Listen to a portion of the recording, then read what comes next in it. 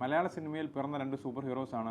ഒന്ന് മിന്നൽ മുരളി, രണ്ട് ലോക്കയിലെ ചന്ദ്ര എന്ന് പറഞ്ഞ കഥാപാത്രം.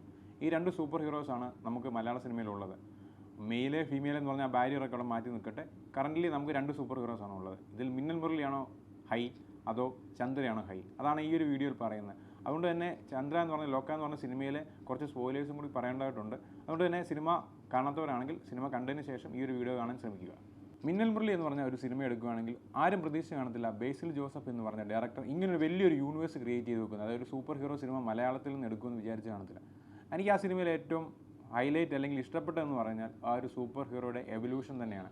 അയാൾ ജനിച്ചപ്പോഴൊന്നും സൂപ്പർ ഹീറോ ആയതല്ല, നേരെ മറിച്ച് ഒരു സന്ദർഭത്തിൽ, അതായത് ആ മിന്നലടിക്കുന്ന ഒരു സന്ദർഭത്തിൽ ഹൈ വോൾട്ടേജ് പവർ അദ്ദേഹത്തിന് കിട്ടുന്നു.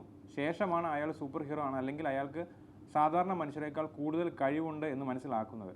ശരിക്കും ഇത് സംഭവിക്കാമോ എന്ന് ചോദിച്ചു കഴിഞ്ഞാൽ എന്തുകൊണ്ട് സംഭവിക്കാതിരിക്കും? അങ്ങനെ രണ്ട് ഓപ്ഷൻ വരും.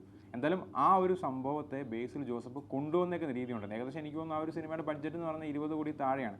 പക്ഷേ 20 കോടി താഴെയിൽ മിന്നൽ ജോസഫ് ഉണ്ടാക്കിക്കുന്ന ഒരു യൂണിവേഴ്സ് എന്ന് പറഞ്ഞാൽ ഹൈ ആയിരുന്നു. ഹൈ എന്ന് പറഞ്ഞാൽ വളരെ ഹൈ ആയിരുന്നു. അപ്പോൾ ആ മിന്നൽ മുരളിയുടെ എവല്യൂഷൻ, സാധാരണ ഒരു വ്യക്തി അയാൾ മിന്നൽ മുരളി ആയിട്ട് വന്നത്, ഇതിൻ്റെ എല്ലാം സന്ദർഭം സിമ്പിളാണ്.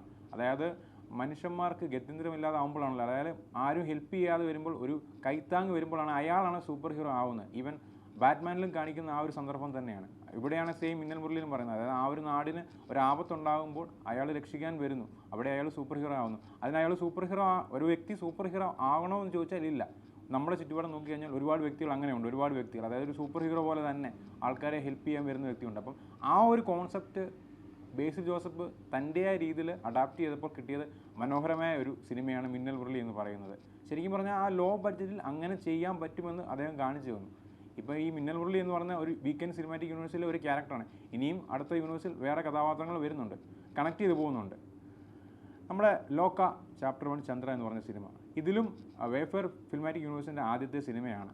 ഇവിടെയും ചന്ദ്ര എന്ന് പറഞ്ഞ കഥാപാത്രം ആദ്യമേ ഒരു സൂപ്പർ ഹീറോ ഒന്നും അല്ല, നേരെ മറിച്ച് അവിടെ ആ കുട്ടി എന്ന് പറയുന്നത് ഫോറസ്റ്റിലെ ഒരു കേവിൽ അകപ്പെട്ട് പോകുമ്പോൾ അവിടെ വെച്ച് സംഭവിക്കുന്നത്, അതായത് ആ ബാറ്റിൻ്റെ കടി കിട്ടുന്നു, ശേഷം അങ്ങനെ ഒരു ബ്ലഡിൽ കൂടി ഒരു ഇമ്മോർട്ടൽ സംഭവം വന്ന് അങ്ങനെ ഒരു സൂപ്പർ പവർ കിട്ടുന്നതാണ്.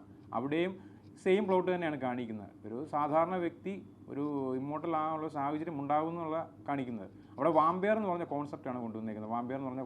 വാമ്പയറിനെ മനോഹരമായിട്ടാണ് കൊണ്ടുവയ്ക്കുന്നത്. അത് പിന്നെ കള്ളിയങ്കാട്ട് നീലി എന്ന് പറഞ്ഞ കഥാപാത്രം, അതെനിക്കതാണ് ഇഷ്ടപ്പെട്ടത്. അതായത് ആ വാമ്പയർ മാറി അങ്ങനെ ഒരു കാട്ടിൽ നീലി എന്ന് മാറി അതങ്ങനെ കള്ളിയങ്കാട്ട് നീലിയായി കൊണ്ടുവന്നുള്ള ആ ഒരു കഥ. അപ്പം കള്ളിയങ്കാട്ട് നീലിയെ പറ്റി പറയുമ്പോൾ പല കഥകളുണ്ട്. പക്ഷേ ഇവർ ഡൊമിനിക്കറിന് ഇവിടെ കൊണ്ടുവന്നേക്കുന്നത് മനോഹരമായ ഒരു രീതിയിലാണ് കൊണ്ടുവന്നേക്കുന്നത്. ഇവിടെയും സെയിം സംഭവിക്കുന്നത്. അതായത് ആ ഒരു പവർ കിട്ടിയതിന് ശേഷം നമ്മൾ കണ്ടതാണ് ആ ഒരു സിനിമയിൽ അച്ഛനെയും അതുപോലെ അമ്മയും കൊന്നതിന് ശേഷം ആ ഒരു പെട്ടെന്ന് ആ ഒരു റിവെഞ്ച് മൂഡ് വന്ന, അത് ചന്ദ്രയിൽ നിന്ന് നീലിയിലോട്ട് മാറുന്നൊരു ഇമ്പാക്റ്റ് നമ്മൾ കണ്ടതാണ്. അപ്പോൾ ഈ ഒരു രണ്ട് സിനിമകളും ഏകദേശം ഒരു സിമിലർ വേയിൽ തന്നെയാണ് പോകുന്നത്. ഒരു സൂപ്പർ ഹീറോ ഫോം ചെയ്യാൻ ഒരു കഥാസന്ദർഭം വേണം, അതായത് നിസ്സഹായനാവുന്നൊരു സന്ദർഭം വേണം. അവിടെ നിന്നാണ് ഒരു സൂപ്പർ ഹീറോ എവല്യൂട്ട് ചെയ്ത് വരുന്നത്. അപ്പം ഈ രണ്ട് സിനിമയിലെയും പ്ലോട്ട് ഏകദേശം ഏറെക്കുറെ ഒരേ രീതിയിൽ തന്നെയാണ് പോകുന്നത്. പക്ഷേ അഡാപ്ഷൻ രണ്ടാന്നേ ഉള്ളൂ. എന്ത് പറഞ്ഞാലും ഈ ഒരു പ്രസൻറ്റ് ചെയ്തിരിക്കുന്ന രീതിയാണ് ഏറ്റവും ഇഷ്ടപ്പെട്ടത്. മിന്നൽ മുരളിയും ലോക്ക ചാപ്റ്റർ 1 ചന്ദ്രയും പ്രസൻറ്റ് ചെയ്തിരിക്കുന്ന രീതിയിൽ കുറച്ചുകൂടെ ഒരുപക്ഷെ ഹൈ ബഡ്ജറ്റിലാണ് ലോക്ക ചാപ്റ്റർ 1 ചന്ദ്ര കാണിച്ചിരിക്കുന്നത്. കാരണം ആ ഒരു CG യും വിഷ്വലും എല്ലാം കൂടെ കുറച്ചൊരു ഹൈ ആയി. അതിപ്പം ഒരുപക്ഷെ ദുൽഖർ ആ സിനിമ ഫുൾ ഓവർ ചെയ്തുകൊണ്ടായിരിക്കും ആ ഒരു ഹൈ കോസ്റ്റ് ഹൈ ആയതെന്നുള്ളത്. ഇപ്പോൾ ഈ വീക്കെൻഡ് സിനിമാറ്റിക് യൂണിവേഴ്സിൻ്റെ ആദ്യത്തെ സിനിമയാണ്. അത് അവർക്കൊരു സംശയമുണ്ട്, ഈ ഒരു സൂപ്പർ ഹീറോ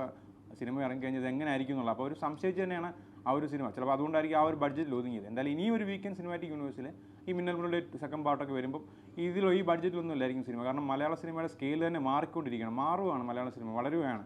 ഇപ്പോൾ ലോക്ക ചാപ്റ്റർ 1 ചന്ദ്ര എന്ന് പറഞ്ഞ ഈ ഒരു സിനിമയിലൂടെ ഇന്ത്യൻ സിനിമയ്ക്ക് കാണിച്ചു കൊടുത്തു. ഒരു first female super hero cinema വരുന്നത് നമ്മുടെ മലയാളത്തിൽ നിന്നാണ്. എത്ര ഗംഭീരമായിട്ടാണ് കാണിച്ചു കൊടുത്തേക്കുന്നത്. അപ്പോൾ ഈ മിന്നൽ മുരളിയും ലോക്ക ചാപ്റ്റർ 1 ചന്ദ്ര എന്ന് പറഞ്ഞ ഈ രണ്ട് സിനിമകളെയും തുലനം എടുത്ത് നോക്കി കഴിഞ്ഞാൽ രണ്ടും ഒരേ ലെവലിൽ പോകുന്ന, പിന്നെ ഈവൻ ഞാൻ പറഞ്ഞ ഹയർ കോസ്റ്റും കുറച്ചുകൂടെ വിഷ്വൽ എഫക്റ്റും കൂടെ വരുമ്പോൾ ഈ ലോക്ക ചാപ്റ്റർ 1 ചന്ദ്ര എന്ന് പറഞ്ഞ സിനിമ കുറച്ച് ഹൈ ലെവലിലോട്ട് പോകുന്നുണ്ട്. അപ്പോൾ എന്താണ് നിങ്ങളുടെ ഒരു അഭിപ്രായം? ഈ ഒരു രണ്ട് സൂപ്പർ ഹീറോസ് തമ്മിൽ ഒരു ക്രോസ് ഓവർ വന്നാൽ എങ്ങനെയിരിക്കും എന്നുള്ളത് നിങ്ങൾ കമൻറ്റ് ചെയ്യാൻ മറക്കല്ല. അതുപോലെ ഈ ഒരു വീഡിയോ ഇഷ്ടപ്പെട്ടാൽ ചാനൽ സബ്സ്ക്രൈബ് ചെയ്യുക.